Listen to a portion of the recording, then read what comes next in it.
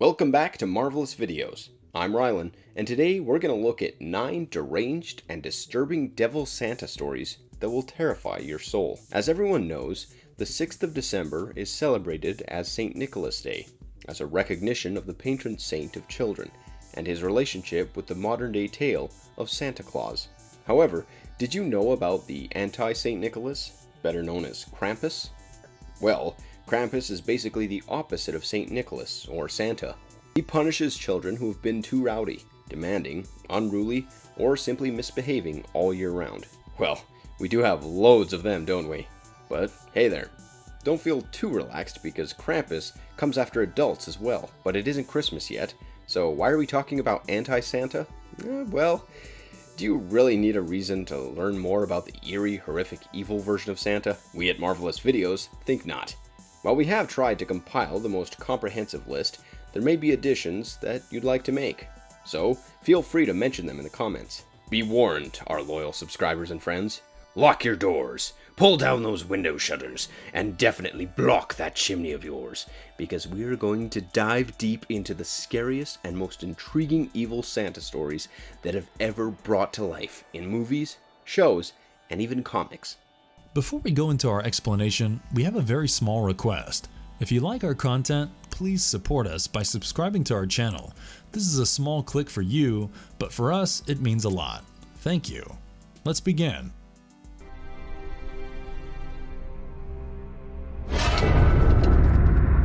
Number 1.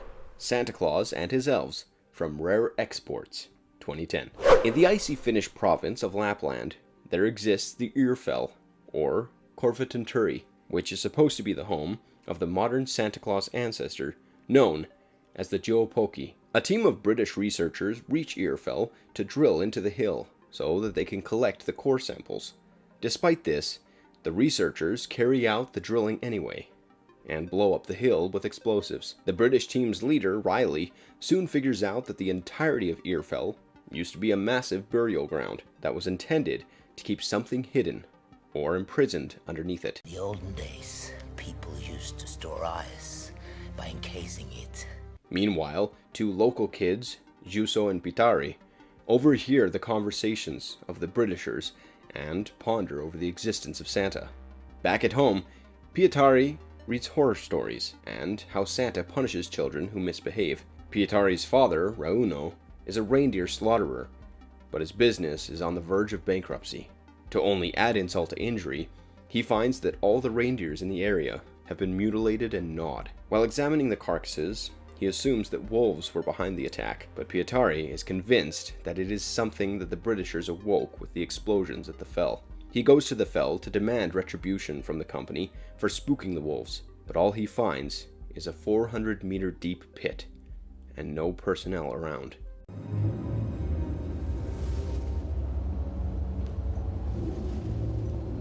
Meanwhile, Pietari's friend, Juuso, goes missing. On the other hand, Rauno had set pit traps for the wolves and caught an old naked man instead. This man turns out to be one of the elves of the Joe-Poki, Santa's ancestor. He bites off the ear of the local man. Also, Pietari had been a naughty and mischievous kid. Therefore, the elf is not only attracted to him, but wants to harm him. The men dress up the elf in Santa costume and take him to an airbase, where Americans were apparently waiting for them. However, at the airbase, they meet with several elves, who have been trying to defrost a horned being, presumably Joe-Poki.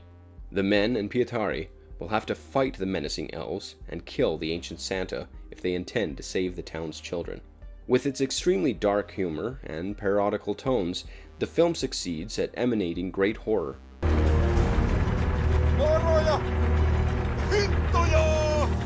Despite being more or less than a parody of films that bring back the dead from their graves, this one here retains the prime element of horror and humor. The scenes with the grinning old haggard patiently waiting to hurt Pietari are breathtakingly gripping and dreadful. It almost feels like the Finnish director, Jamali Helander, blended a John Carpenter-like horror from The Thing with Santa's fairy tale plot. Ho ho! Oh no! It was the Grither! Oh, honey, of course not. It was the wind. Number 2. Grither, from HBO's Tale from the Dark Side, Season 3, Episode 11, Season of Belief. This episode, titled Season of Belief, revolves around a family of 4, consisting of parents and their young children, Jimbo and Stefa. It's the time of year when everything is merry and everyone is happy. The gardens are adorned with snow, and beautifully decorated Christmas trees grace every house. But these things don't seem to interest Jimbo or Stefa, as they wish to watch Christmas carols on television. Mom, can I watch Miss Christmas Carol tonight? Their parents, however, wish to spend time the old-fashioned way, with the family and without any distraction. The children don't seem too excited about the idea. Jimbo goes as far as to speak disrespectfully about Santa Claus, and saying that he doesn't want to wait for the one family that's going to have an old-fashioned Christmas Eve. When his father rebukes Jimbo playfully, he responds by saying, "'Twas the night before Christmas, and all through the house they locked up the liquor because Santa's a souse." So it is established that Jimbo doesn't really believe in Santa Claus and even despises the old harbinger of happiness. As the night grows darker, the children complain of boredom, and the parents decide to tell them a story. The father chooses the story and whispers its name to their mother, who thinks it would be too scary for the children. At this point, they get excited and demand that the story be told. The story is going to be about the fiercest and most terrible creature in the world. But instead of saying its name, he writes it down on a piece of paper and reads, "The Grither." Even the parents seem weary and tell the children that whatever they do, they should not say Grither's name out loud. The father begins the story. Far away from the hustle and bustle of the humans, there was a hill on the North Pole where Santa worked in his workshop with all the elves. It's the coldest, wettest place there is on Earth. But on the opposite side of the hill, there was a cave, unimaginably wet and cold. Inside the cave lived an old and ancient being on a wrecked ship. The entity was called the Grither, who hated being cold and wet, but the one thing that he hated the most was when someone called out his name. Very, very good ears. And they get a little bigger. While Jimbo is still skeptical about the authenticity of the story, or the existence of the monster, Stefo seems terrified about the Grither. The children are told that whenever Grither hears its name, his ears double in size, and he comes for the mouth that has uttered that word. Jimbo acts rowdy and repeats the unspeakable name thrice, further scaring Stefa. Apparently, the Grither's fists are the size of basketballs, and his hands are as long as boa constrictors. A knock on the door scares Stefa, but her parents reassure her that it would take Grither more time to reach them. They just want to finish their story before Grither reaches them and Grithers them in. Whatever that's supposed to mean. Next thing we know, the mother starts playing "Come All Ye Faithful" on the piano, and the father starts singing an obnoxious made-up Grither song. For pleading is useless. The parents explain that the Grither was as tall as the trees, with pale white skin, red veins of anger, and blue veins of fear. Apparently, when one repeatedly calls out his name, the Grither's ears turn into wings, with which he can fly. Suddenly, the phone rings, and the father answers. Upon returning, he tells them that someone unknown kept asking if they were all together. The Grither was born on a sailing ship that got lost in the Arctic Sea. He then continues the story, saying that the Grither was born on a sailing ship in the Arctic. The ship got lost, and everyone except the Grither died. This was why he was so full of rage and anger. He gets interrupted again by Uncle Mike, his wife's brother. Suddenly, a strong gust knocks everyone over. The next thing we know, 2 huge arms break in through the windows and snap the necks of the parents. When Uncle Mike rhetorically asks what that thing was, Jimbo cautions Stefa from speaking its name, and a horrified Stefa simply replies, "It wasn't Santa Claus."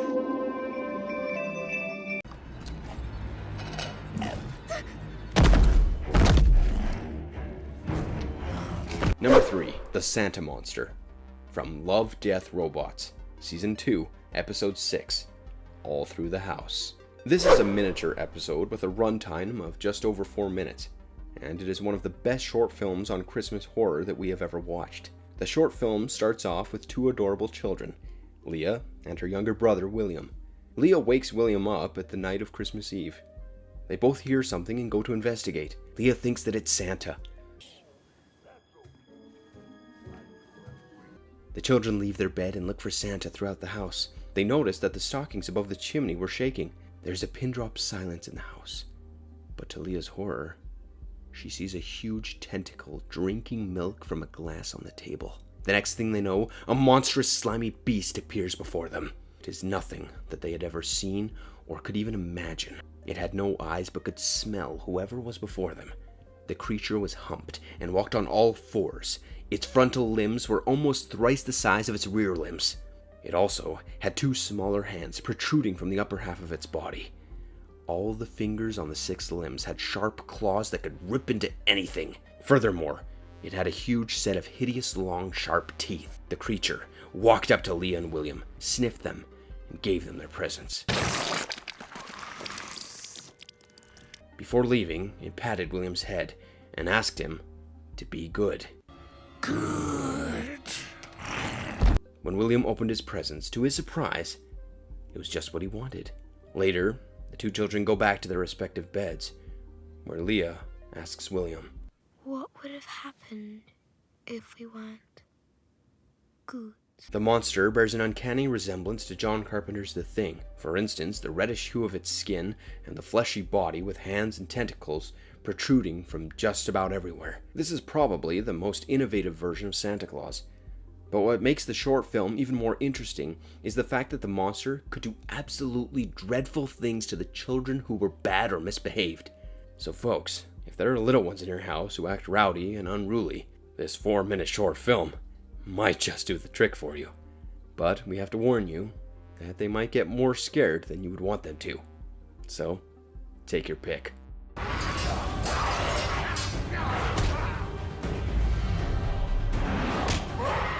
Number 4. A Christmas Horror Story, 2015. The film is an anthology of 4 horror stories, much like Scary Stories to Tell in the Dark.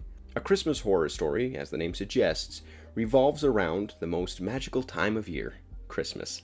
All the 4 stories proceed chronologically and have one thing in common: Dangerous Dan. He is an alcoholic radio jockey working for Bailey Downs radio station, and for some strange reason, he asks those listening to stay away from the local mall. The first story. Dylan, Ben, and Molly break into their old school to investigate the gruesome murders of 2 ex-students. One of the victims was Dangerous Dan's grandson. The school used to be a convent, and the murders took place in its basement, a year before the events of the present. Another friend, named Caprice, was supposed to join in the 3, but she couldn't make it because she had to leave town. Back in the basement, all the 3 of them get locked inside. Molly suddenly gets possessed by a bloody and pregnant ghost of a teenage nun who was forced to get an abortion by the other nuns. Since the abortion was done in a gruesome and unprofessional way, the young girl had died. She now looked for women to possess and give life to her child. The possessed Molly tries to seduce Dylan, but when he refuses, she kills him. She then tries to seduce Ben and succeeds. After the copulation, she kills Ben as well, because he held a gun. The ghost ends up killing anyone who refused to make love. Later, the spirit allows Molly to leave the place.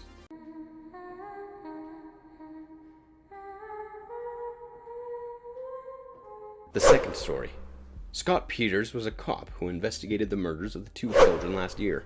The trauma was such that he had to take a break from work. Scott tells his family that they should all take a trek into the woods and chop off a Christmas tree for the house. Despite his wife's initial reluctance, he manages to convince her. They begin their journey into the woods that were owned by a man named Big Earl. In a strange turn of events, Scott's son Will goes missing, but they soon find him inside a tree. Will starts to act abnormally and soon kills his father. The chaos leads Big Earl to inform Scott's wife, Kim, that Will was actually a changeling and not her son. Yeah. Come on, buddy. Kim takes the changeling to Big Earl, where she learns that he has been imprisoning all the changelings in a grove. How many times I tell him? She kills him and frees the changelings. Later, the changeling releases the real Will, and he is reunited with Kim. The third story. Caprice, from the first story, travels to meet her elderly Aunt Etta, along with her parents, Taylor and Diane, and her younger brother, Duncan. Edda tells Caprice about a mythical creature called the Krampus. Caprice is already scared, but things get worse when Duncan breaks a Krampus figurine. Duncan! Edda insists that Taylor and Diane take the children home and keep them safe. On the way home, their car breaks down, and they realize that the Krampus was hunting them down. They decide to take refuge in the church and confess their sins to God in the hope that Krampus is a heavenly being and will spare them if they confess to God. However, Krampus still comes for them and kills them one by one, all but Caprice. She manages to flee from the spot and reaches Aunt Edda's house and kills the Krampus. It is revealed that Krampus was actually Edda's house help, Gerhardt, who had transformed into the Krampus out of anger because of his family's behavior. Edda knew all about this, and this enrages Caprice, who herself transforms into the Krampus. The fourth story. In the last story, we see Santa Claus preparing for an extremely busy Christmas with his wife and elves. However, one of the elves gets infected with a virus and transforms into a zombie. The zombied elves infect everyone else. Santa manages to kill all the zombies, including his wife, but his next enemy is Krampus itself. However, it's revealed that Santa Claus was actually a man named Norman, who played the role at the local mall. The same guy whom Dangerous Dan was speaking about in the first story.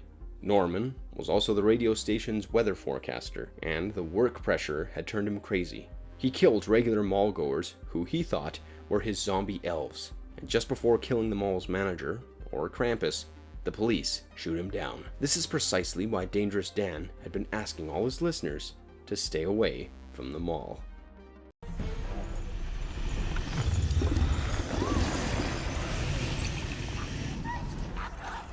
Number 5. Krampus, 2015. The extended families of Tom and Sarah Engel meet for a little get-together on Christmas. Their son Max is a firm believer of Santa Claus, while their teenage daughter Beth, well, let's just say not so much. Little Max writes a letter to Santa, but it reaches the hands of his cousins, who read it out loud to make fun of Max. This Christmas, we need you.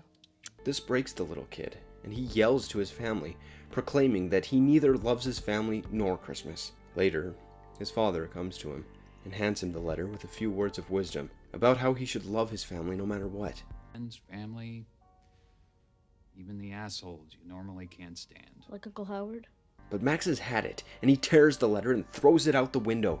Torn pieces of letter fly away into the depths of the night sky. Later that night, a severe blizzard takes out the town's power, and the family gets trapped in the house without heat or any means of communication to the outside world. When Beth goes out of the house, she gets attacked by a horned creature. She hides under the truck, but the creature manages to capture her through a jack-in-the-box. Tom and Uncle Howard go out to look for Beth at her boyfriend's house. They find it torn open with hoof prints on the snow. Soon something attacks them, and they hurry towards the house, running. Later, one of the kids gets dragged up the chimney and disappears. An elderly family member named Omi explains that the creature attacking the house was an ancient spirit known as Krampus, a spirit that was conjured automatically by families who have lost the spirit of Christmas. When Omi was a child, she recalled that her family and the entire town had lost the Christmas spirit. And on each other. They inadvertently had summoned the Krampus, who took everyone to hell.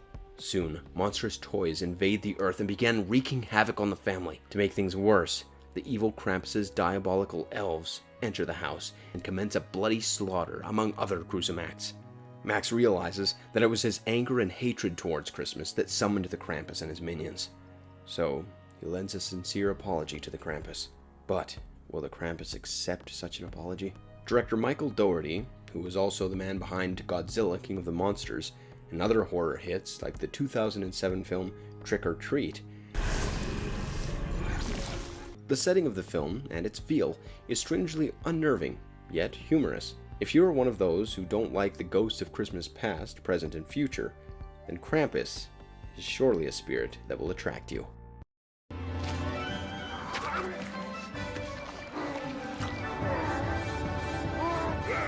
Number 6. Santa's Sleigh, 2005. Christmas-themed display of violence and horror was never done more proficiently or flawlessly as the Santa of Santa's Sleigh. The film begins with the Mason family having Christmas dinner. They get slain by Santa Claus in very obnoxiously creative ways, like drowning Virginia Mason in eggnog. After this massacre, Santa goes on to unleash his holiday-themed terror onto the townfolk. A buffalo-like creature pulls his sleigh, and the satanic Santa calls it his hell deer. He visits the local strip club and kills almost everyone in there. All but a corrupt minister named Pastor Timmons manages to flee the spot with his life intact. Santa then goes to the deli of Mr. Green. He breaks some glass while entering, and some more glass while trying to kill Mr. Green with his own menorah. Mr. Green gets pinned to the wall with it.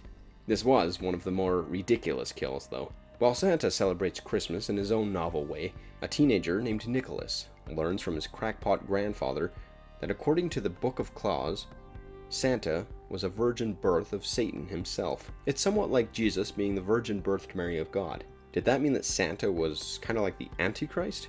Christmas was Santa's day of slaying, but in 1005 AD, an angel defeated Santa in a game, and he was asked to give presents to all the children for 1,000 years. That's quite convenient. Nevertheless, 2005 was the year that the movie was released, and why not? The 1,000 years had ended, and Santa resumed his satanic ways of killing and slaying. Nicholas arrived at the deli and gets accused of killing Mr. Green. He tells the cop that Santa killed them, and we all know how that would go. His girlfriend Mac bails him out of the station, and they go to Nicholas's grandfather for safety and help. However, Santa follows them, and the hell deer runs over the good old grandfather, killing him. Nicholas and Mac decide to simply wait out the night at the school, hoping that once Christmas is over, so will Santa's powers. However, Santa comes into the gym and attacks them. In an unexpected development, we find out that Nicholas's grandfather was the angel who had defeated Santa 1 millennium ago. Soon, Christmas was over, and Santa flees in his helldeer sleigh, but Mac's father shoots the helldeer down with his bazooka. That's one trigger-happy town, but is it the end of Santa's wrath? The film comes with strong doses of obnoxious and ridiculous sequences and a total of 41 kills, which is approximately 1 kill every 2 minutes. Well, that's something for a Christmas movie.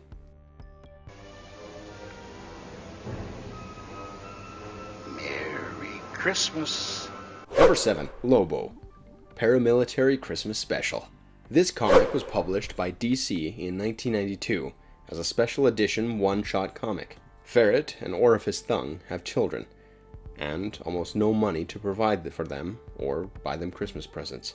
Mr. Ferret used to tell his wife that he wanted a bigger family, but his real intentions were just to get laid more often.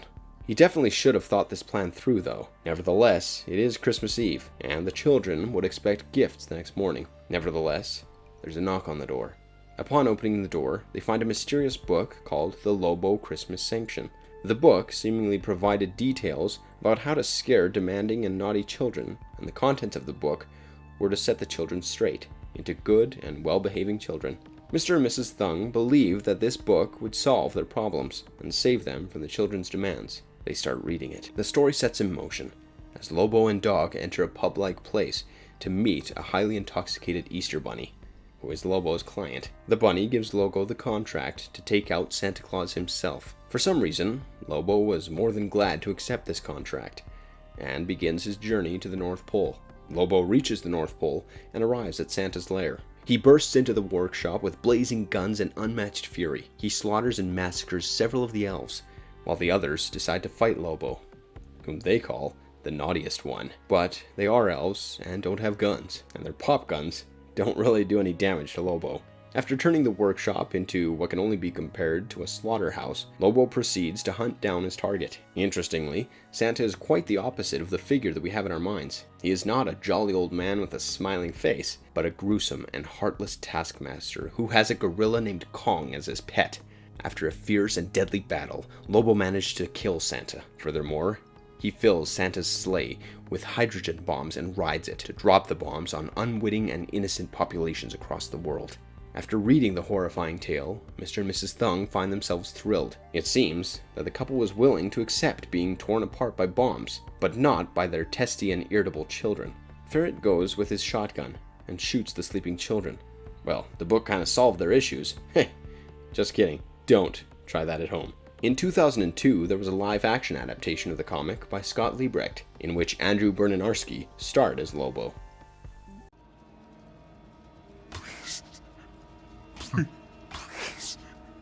Please help me. Number 8. I Trapped the Devil, 2019.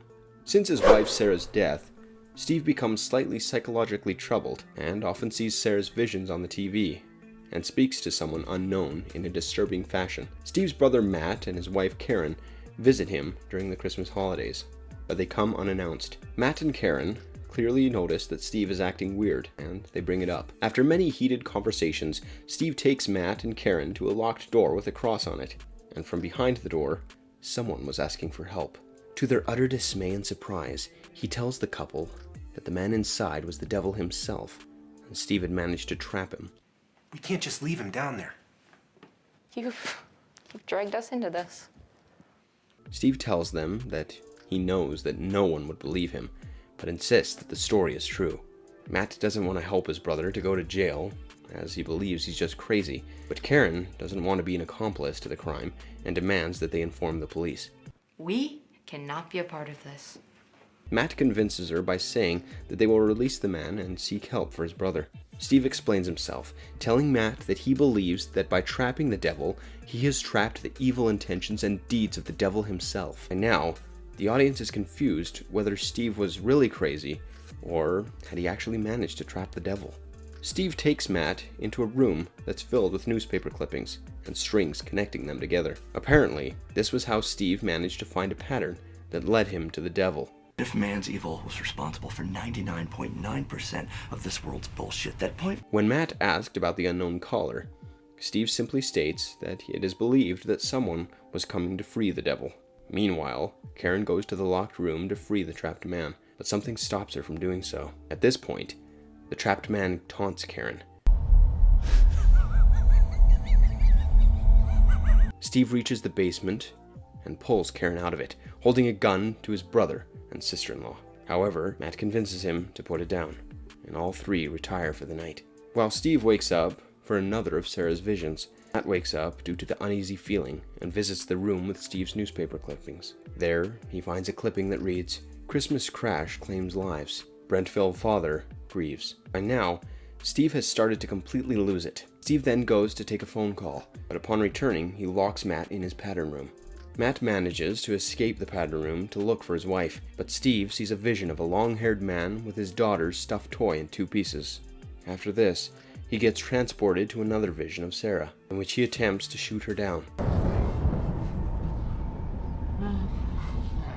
Matt and Karen shake him to bring him back, while Steve goes on to free the man, only to get stabbed by Steve in the stomach. Matt and Karen manage to shake Steve back to reality. Matt talks Steve into giving up the gun, but Karen has had enough. She shoots Steve down after Steve killed his brother and her husband. Karen goes back to the door to the basement, but it doesn't budge. Meanwhile, two cops arrive in the house, and one of them sees a vision of Santa in a static television. In the end, the door is finally opened, but there is no man behind it. Watch it, and no more.